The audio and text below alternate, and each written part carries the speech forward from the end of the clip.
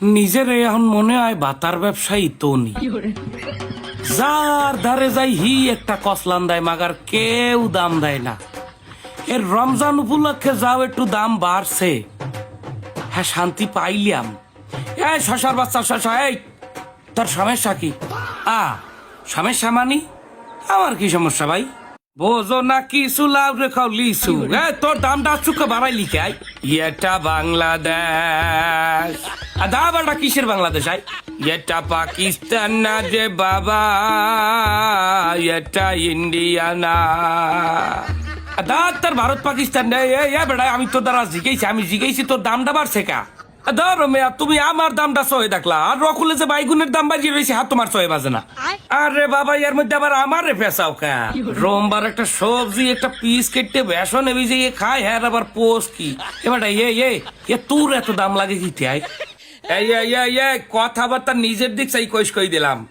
তাহার লোভে বুড়ো বাটা বিয়ে করা তনিন্নাহান মহিলারও যদি দাম থাকে, তা আমার থাকবে না কে?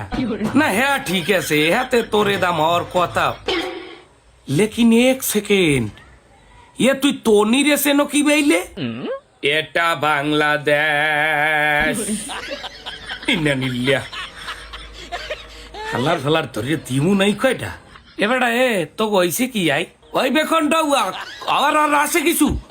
প্রথম রমজানটার দিন আমার দামটা বাড়ছে, আমার দামটা একটু ভালোই আনলাম, আমি মার্কেটে সেরা আনলাম, মধ্যে কোনায় বাইগুনটাই আমার জায়গা দেওয়ার করতে সাকান দেয় কেমনটা লাগে। হ্যাঁ, আর স্বভাব চরিত্রটাও হেরম একটা ভালো না। সোর পাশা বান্দরটা তোর দ্বার কেউ জিগাই আরে বেডা 160 দাম উঠে টেক তারো না।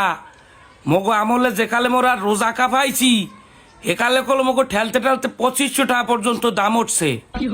কোন এ বাজারে স্থায়ী দাম কেউ পাবি না, হয় কম নাইলে বেশি, কেউর কম কেউর বেশি, কিন্তু এটা নিশ্চিত থাক তবু দাম বাড়বে ছাড়া কমবে না, বাড়বে ছাড়া কমবে না। কারণটা কি কন দেই? কারণ এটা বাংলাদেশ, এটা পাকিস্তান না রে বাবা, এটা ইন্ডিয়া না।